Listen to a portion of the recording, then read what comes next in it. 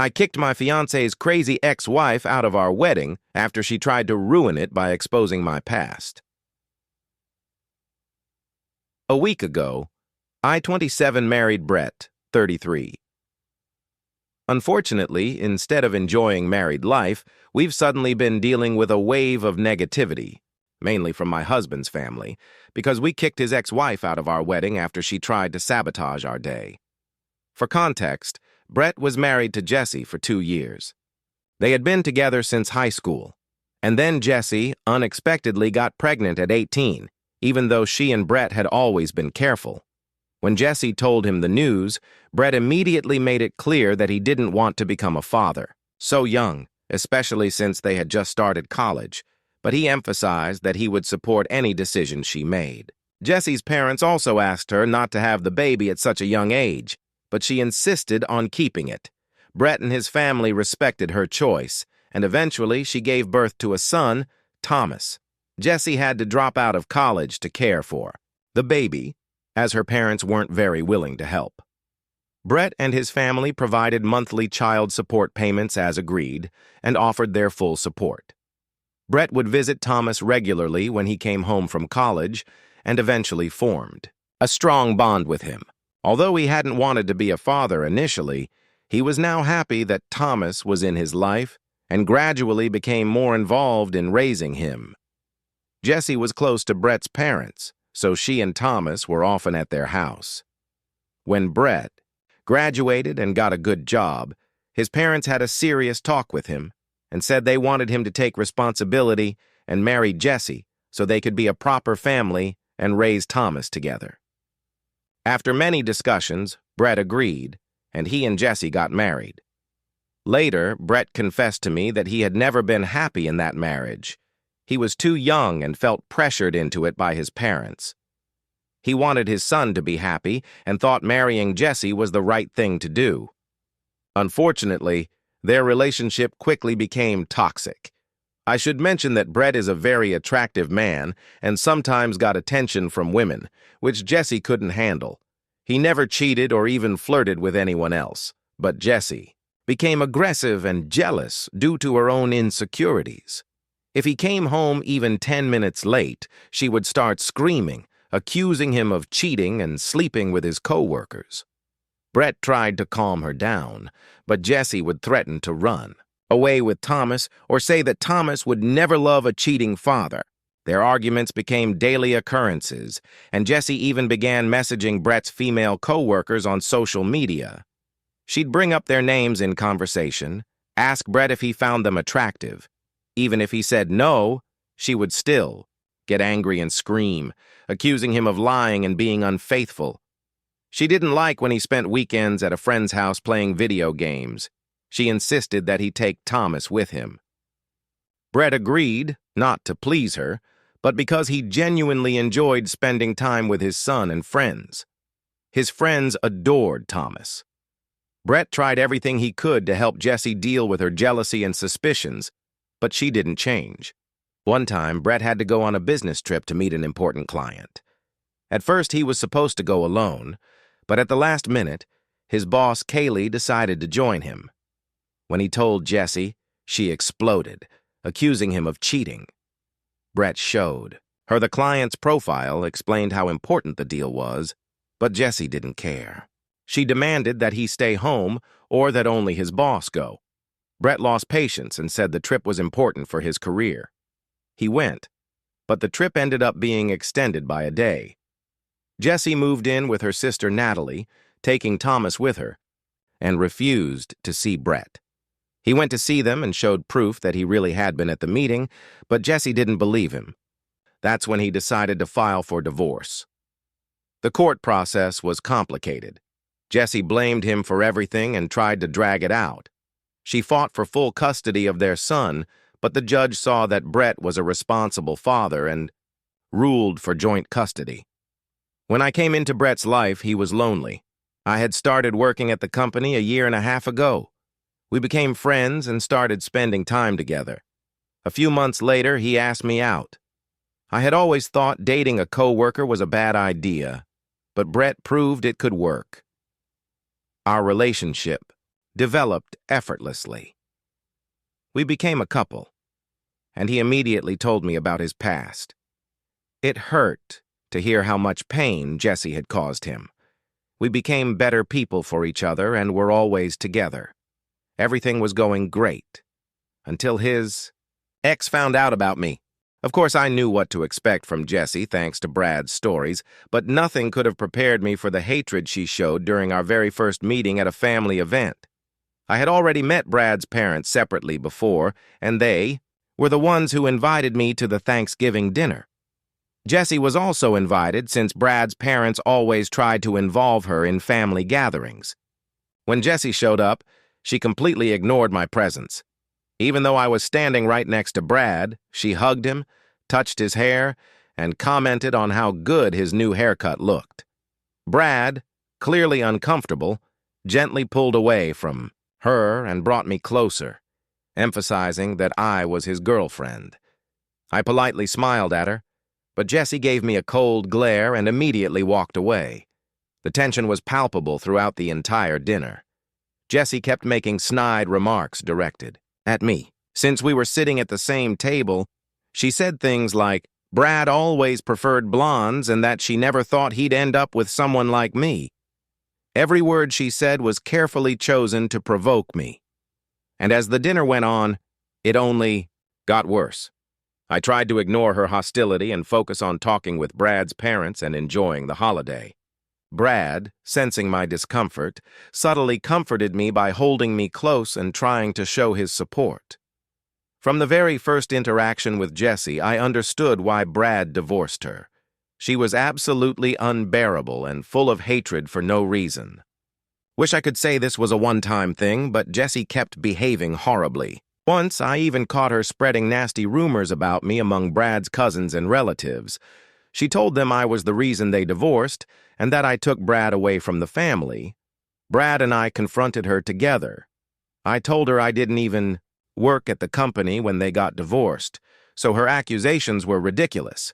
Jessie just smirked and started accusing me of being after his money and tricking him into a relationship. Brad asked her to stop and be more respectful toward me, but unfortunately, she didn't listen. One time, she even went so far as to send me insults from a fake Instagram account. I knew for sure it was her because the insults contained personal information only Jessie could have known. It felt like an endless soap opera we never wanted to be part of. But what hurt me the most was how she involved the child in all of this. I had already seen Thomas a few times before Brad and I started dating, so by the time we became a couple, I was already familiar with him. Brad never asked me to be a mother figure, and I didn't really want that either. I just wanted to be a good friend and example for Thomas during tough times. One time on his birthday, I gifted Thomas a pair of new roller skates he'd been dreaming about. He was so excited and happy. It warmed my heart to see it. But the following weekend, when we saw him again, I noticed he was wearing his old skates. I asked if the new ones didn't fit, and Thomas admitted that his mom said he couldn't keep them and threw them away, despite his tears and begging. It hurt so much I could barely hold back my tears. My fiancé was horrified and immediately confronted Jessie about it, but she claimed I had no right to have contact with Thomas or give him gifts. She said she was disgusted that Brad even allowed me to be near their child and that it made her question him as a parent. Her cruelty shocked me. When I moved in with Brad, she at first didn't even let Thomas come over to his father's place, claiming she couldn't trust him with their son while I was around. Eventually, Brad's parents had to step in and convince her to allow their son to see his father. After that, she made our lives even harder by insisting I couldn't cook for Thomas and started sending food containers with him every time he came over. The poor kid would heat up food in containers for every meal. It broke my heart. So after a while, I started cooking him proper homemade meals so we could all have dinner together. And we just decided not to tell Jessie. It was absurd that we had to lie about such things, and I couldn't understand why. Jessie was doing this. 3 months ago, Brad and I got engaged. It was a wonderful surprise, and I knew for sure he was the man I wanted to spend my life with. Brad's parents insisted on throwing us an engagement party. I invited my co-workers and childhood friends. Everyone knew it was an engagement celebration, and I was sure Jessie wouldn't be there. Unfortunately, she showed up, and I mentally prepared myself for a rough evening. As expected, she started telling my colleagues and friends that she was Brad's first woman, even though everyone already knew that. It was painfully awkward how she tried to grab all the attention, even though it was supposed to be our evening. I decided to ignore her and ended up having a good time at the party. As the wedding approached, my mom and Brad's mom were fully immersed in the planning. We worked tirelessly to make every detail reflect the love and happiness we shared. From picking the perfect venue to color palettes and flowers, our days were filled with endless discussions and arrangements. Exactly a week before the wedding, there was a sudden knock on the door. I was working from home and Brad was away on a business trip. Thinking it was my mom, I opened the door and saw Jessie standing there. It was completely unexpected, so I asked if everything was okay. She looked at me blankly and said she needed to talk. I nodded and let her in. Sitting in our living room, Jessie straight up told me I needed to break off the engagement with Brad. I was stunned and asked what she was even talking about. That's when she said she knew my dirty little secret from the past. I smirked and told her to get to the point because I wasn't going to play her stupid games. Jessie told me she found out from one of my childhood friends, whom she met at the engagement party, that I'd had a miscarriage at 21. I froze when I heard that. It was incredibly personal. Yes, I had accidentally gotten pregnant at 21 and eventually miscarried. It was deeply traumatic. I was so young and didn't even know I was pregnant at first, but losing the baby still hurt tremendously. I grieved the loss of a life I barely had time to comprehend. Only my closest friends and family knew and supported me through that dark time. When Brad and I started dating, I told him about it myself. So I wasn't worried about Jessie telling him. He already knew. But I was furious that she was trying to use such a painful and vulnerable piece of my past to manipulate me.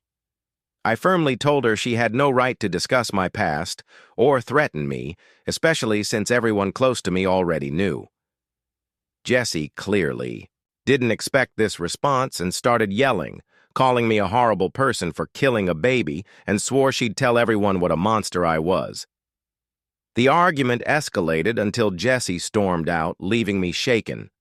When Brad returned home the next day, I told him about the conversation, and he immediately called Jessie to put her in her place. He scolded her for trying to come between us and made it clear that he had known about my past all along. He defended me, saying I was too young at the time to understand what I was going through, and that she had no right to use that against me. Furious, he rescinded her wedding invitation. Jessie screamed back that if she wasn't allowed to come, then Thomas wouldn't attend either. They argued for a long time, but couldn't reach an agreement. I knew Jessie wouldn't back down easily, but Brad assured me he wouldn't let her interfere again, and was ready to publicly stand up to her if needed. When our wedding day arrived, the atmosphere was filled with joy and excitement.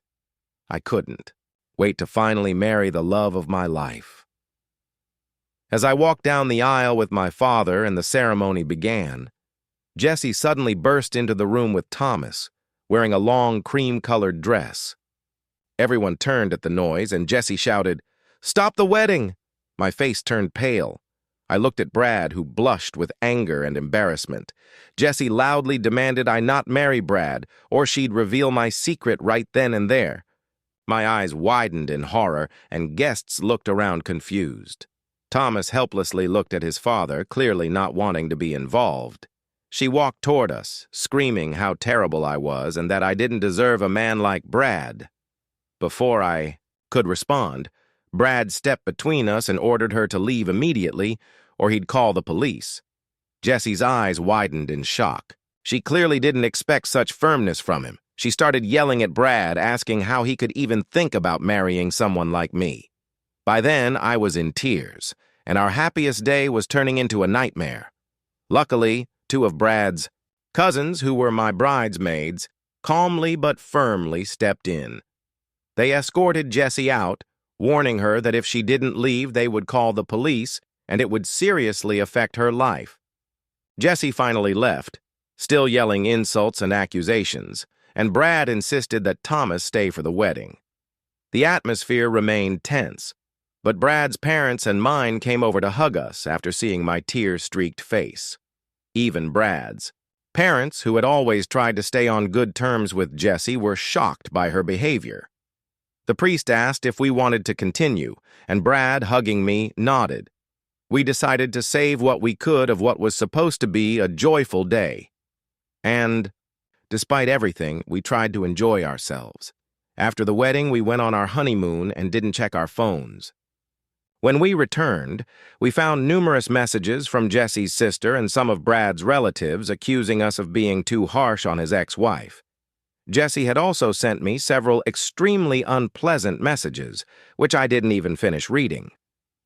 Were we really in the wrong for kicking Jessie out of the wedding? Update 1. Thank you all for the comments and support I've been receiving since I posted the story a week ago. It's clear that most of you believe we did the right thing by kicking her out and that we should have involved the police sooner, due to Jessie's toxic behavior. You're right.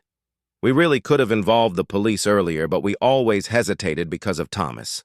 We didn't want to make his life harder, so we tried to resolve everything peacefully. But it seems Jessie has no intention of respecting our boundaries.